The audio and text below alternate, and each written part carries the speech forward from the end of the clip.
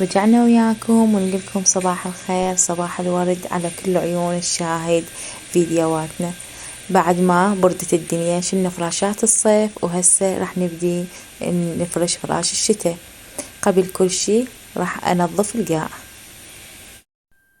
وهسه اول ما نبدي لكم اللي ما مشتركه بقناتي تنورني بالقناه، واللي ما مخليت لنا لايك فبعدنا بداية الفيديو نتمنى بإيديك الحلوة تخلينا اللايك. وهسه راح نبدي هسه بديت جبت معطر مالت ملابس وأرضيات. شوف هذه النوعية كلش حلوة، الريحة مالته فواحة.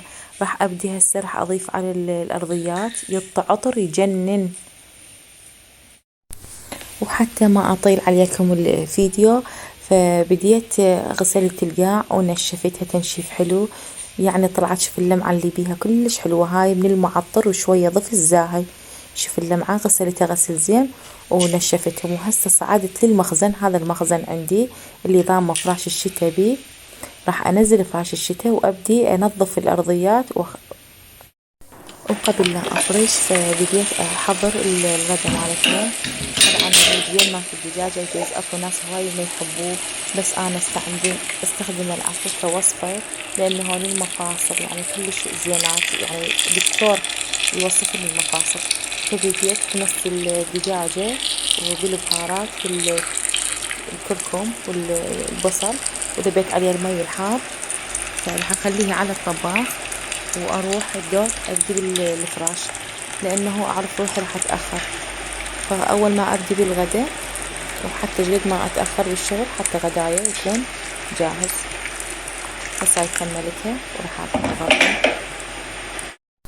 هاي هنا اني بديت فرشت البيت وكملت، يعني قدرت وحدي اكمل لانه وحدي وراح يأذن علي الاذان وانا بعدني. فالحمد لله والشكر كملت فراشة.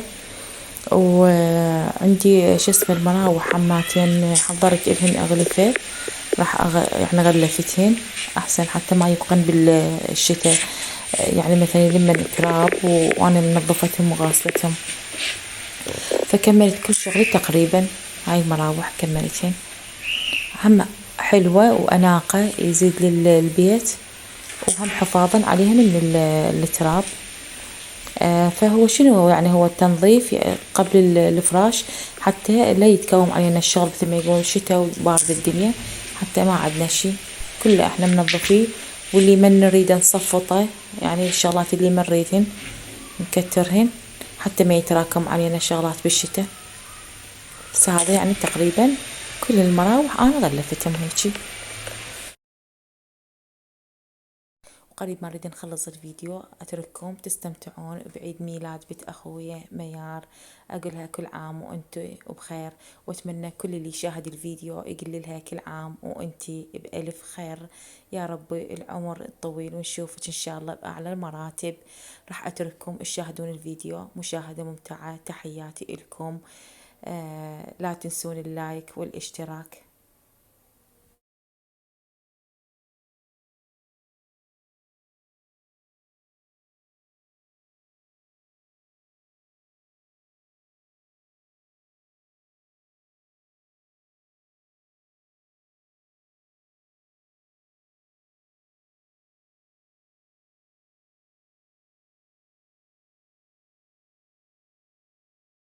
هنا قطعنا الصوت مالت العيد ميلاد لأنه أكو حقوق طبع ونشر، فهنا يعني سدينا الصوت.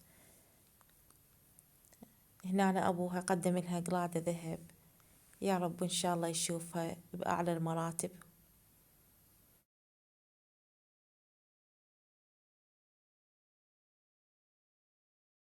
اعملي هاي وبعدين اخرج هاي. يلا جيبيها. يلا.